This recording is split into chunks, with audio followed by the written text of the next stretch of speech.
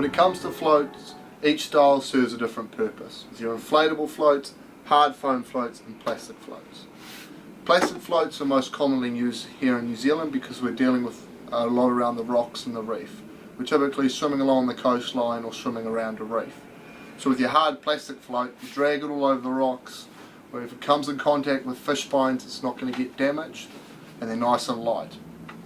With most of our hard plastic floats we have a flag system set up, so you typically just take the flag, lube up the rubber and ram the flag into there. Once it's sitting in there, when you're towing along behind you, all the boats know where you are and they know that you're a diver. We have two main types of hard plastic floats. We have our Ronstan Float and we have our Wettie floaters here as well.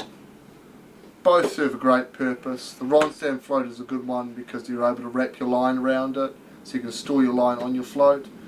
The Wettie float here, you're able to actually take off the cap and drink out of it. So you can fill it half up with Powerade or water, and when you're short over you can drink out of it and do the cap back up. It's also easy to store, being a flat float, and nice and easy to tow. We have an option of our hard foam floats here in two different sizes, the snapper and the kingfish float. The hard foam floats are typically the cheaper option at $45 and $58. You're able to drag these around the rocks, fish spines, bash them around, you never have to worry about damaging them. They're a good option as a backup float and targeting big fish because they can't implode, as opposed to your plastic float. If your plastic float is not foam filled, if it's taken down to say 10 metres by a marlin, a tuna, even a really big kingfish, they'll just implode as the air compresses. So if you're after just a cheaper float, if you're towing around the rocks and stuff, you can choose the kingy or snapper float.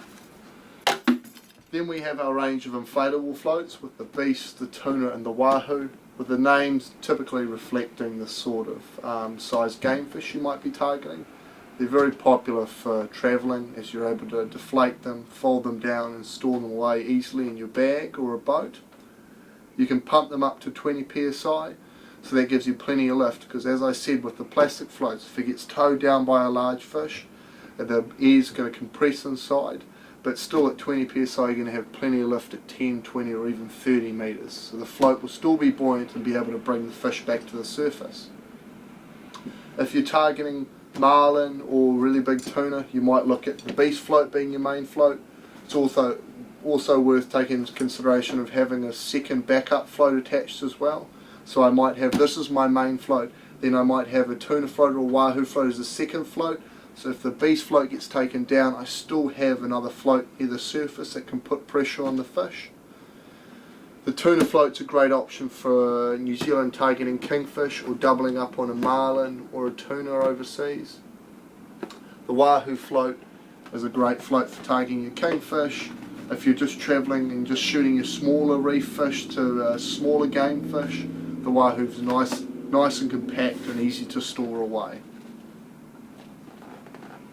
All of the inflatable floats also come with a pouch on the bottom here, which you're able to, obviously if you've got a flag on the top, they'll blow over if you don't support them by having a weight in the pouch on the bottom to keep them upright.